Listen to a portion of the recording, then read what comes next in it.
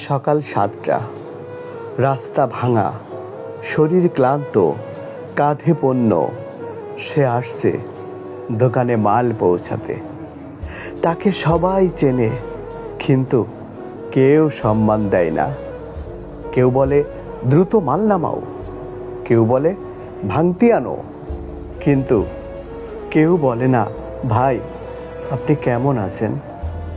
সে একজন এসআর, একজন delivery man, কিংবা একজন মার্কেটিং রিপ্রেজেন্টেটিভ।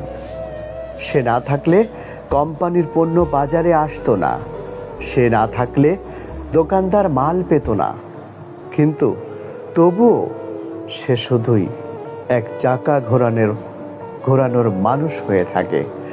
ম্যানেজমেন্ট তাকে মানুষ ভাবে না, আর দোকানদার ভাবে সে শুধু আদেশ মানার লোক।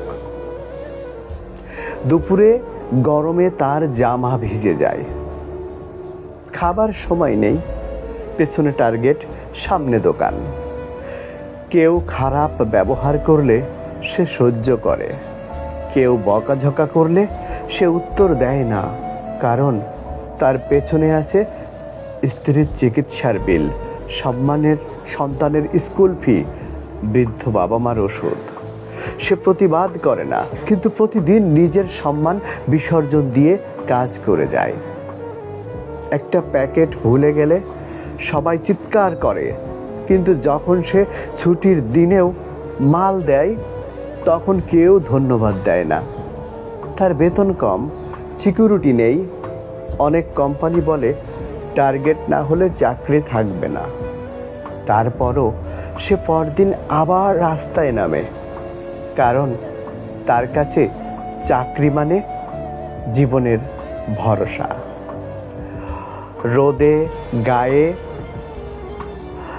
দাগ পড়ে, বৃষ্টিতে জুতো কাদায় ভিজে যায়, তবুও কেউ বলে না ভাই এক গ্লাস পানি খাবে, ভাই বসো একটু। এই সমাজে শুধু দেখে তার মাল, টার্গেট, কিন্তু তার শরীর, মন, এগুলো কেউ দেখে না। এই মানুষগুলোর হাত ধরেই কোম্পানি বড় হয়।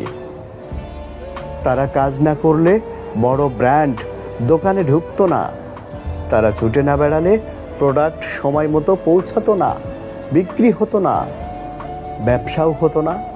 তবুও তাদের নেই কোনো প্রমোশন, নেই সম্মান, নেই বলা ধন্যবাদ ভাই। আপনি যদি ম্যানেজমেন্টে থাকেন, মনে রাখবেন আপনার সবচেয়ে বড় সম্পদ হলো এই ফিল্ড ফোর্স। সম্মান দিন, সময় মতো ইনসেনটিভ দিন। একদিন ফোন করে শুধুই জিজ্ঞেস করুন ভাই ঠিক আছো। দেখবেন তারা আগের চেয়ে দ্বিগুণ মন দিয়ে কাজ করবে। কোনো মেশিন না, তারা মানুষ। SR, delivery man, marketing staff, তারা দেশের অর্থনীতির সাইলেন্ট ইঞ্জিন। তারা সেলসের সৈনিক, তারা ঘাম ঝরিয়ে টাকা আনে কোম্পানির জন্য। তাদের কথা কেউ বলে না, আজ আমি বললাম। আপনারা শেয়ার করুন, ছড়িয়ে দিন এই অবহেলিত, যারা অসম্মান পায়, অনেক কষ্ট করেও সম্মান পায় না, তাদের স্বার্থে ছড়িয়ে দিন আজকের এই ভিডিও। আল্লাহ হাফেজ।